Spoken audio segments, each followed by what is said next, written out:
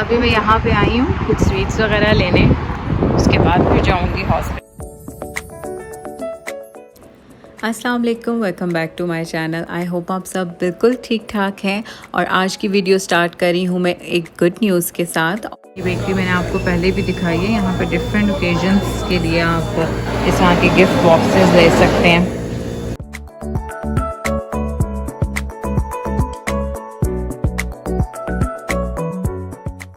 और वो good news ये है कि मेरे भाई के घर पैदा हुआ है बेटा, और वही देखने अभी हम इधर हॉस्पिटल में आए हुए हैं।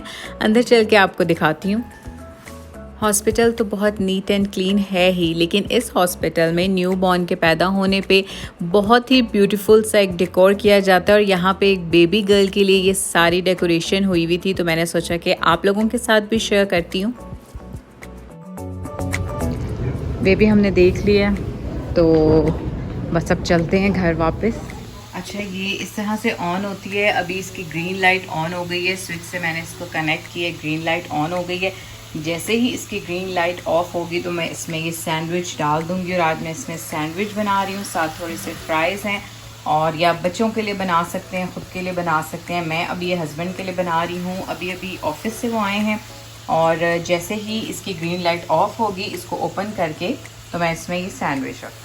और मैंने सैंडविच डाल के बंद कर दिया। जैसी ग्रीन लाइट ऑन होगी तो इट मीन्स के कुक हो जाए। ग्रीन लाइट ऑन हो गई है, अब मैं इसको ओपन करके देखती हूँ।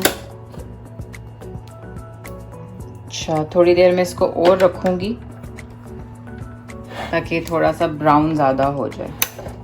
तो सैंडविच रेडी हो गया है, और मैं आपको दिखा देती हूँ कि एक साइड से ये थोड़ा सा बर्न है और एक साइड से थोड़ा सा लाइटली कुक्ड है। तो इस तरह से बस ये कुक हो गया है, लेकिन सैंडविच प्रॉपर ये बन चुका है जी। तो ये मैंने सोचा कि आपको इसका थोड़ा सा मैं रिव्यू दे देती हूँ। और अभी मैं बेडशीट चेंज करने लगी हूँ, और यहाँ पे आज ये वाली बेडशीट मैं बिछाऊंगी। मैंने कुछ कवर्स जो कि होम बॉक्स से लिए थे, इसके साथ मैं वो मैच करना चाह रही हूँ। और कुछ शीन से भी मैंने कवर्स ऑर्डर किए हैं, ये वाले। एक मैंने बिल्कुल प्लेन ऑर्डर किया, और एक इस तरह का मैंने ज़ेब्रा प्रिंट कवर ऑर्डर किया है। इसी तरह के मुझे अपने बेड पे अच्छे लगते हैं। बाकी ये पूरी कवर्स की एक बास्केट है मेरी, जिसको मैंने बिल्कुल भी सेट नहीं किया हुआ। इसकी भी थोड़ी सी सेटिंग करनी है, क्योंकि काफ़ी टाइम से काफ़ी मेस्ड अप हुए हैं, सारे एक दूसरे के ऊपर आगे पीछे आए हुए हैं। अब इसके साथ इस तरह के पिलो कवर्स काफ़ी अच्छी प्राइस में, लिखा हुआ इसमें मेड इन पाकिस्तान है, लेकिन ये 5 रियाल के हैं होम बॉक्स पे। तो इस वजह से मैं इनको इजीली ले लेती हूँ। तो आई थिंक सो इसके साथ में ये वाला भी पिलो कवर्स मैच करूँगी, और इसको भी थोड़ी देर तक सेट करूँगी सारा।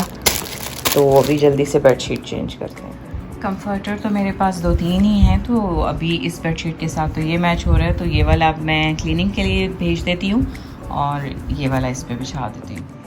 बेडशीट चेंज हो गई है, और वो मैंने कंफर्टर जो चेंज कर लिया, जो मैंने आपको काफ़ी बार बताया कि मैंने ये राबी सेंटर से कमर्शियल मार्केट से बनवाया था। और कुशन कवर्स भी मैंने थोड़े से चेंज किए हैं।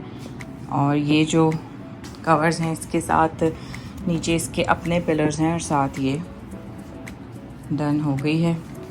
अभी बस थोड़ी सी क्लीनिंग करनी है, क्लीनिंग करूँगी और जल्दी जल्दी सारे काम ख़त्म करती हूँ। टेबल रनर मैंने काफ़ी टाइम से यही वाला बिछाया हुआ था, और अभी मैं इसको चेंज करना चाह रही हूँ। मैंने गर्मी की वजह से थोड़ा सा उसको क्लियर रखने के लिए ये किया था, लेकिन अब ये काफ़ी टाइम से है, तो थोड़ी सी चेंजेस मैं करना चाह रही हूँ।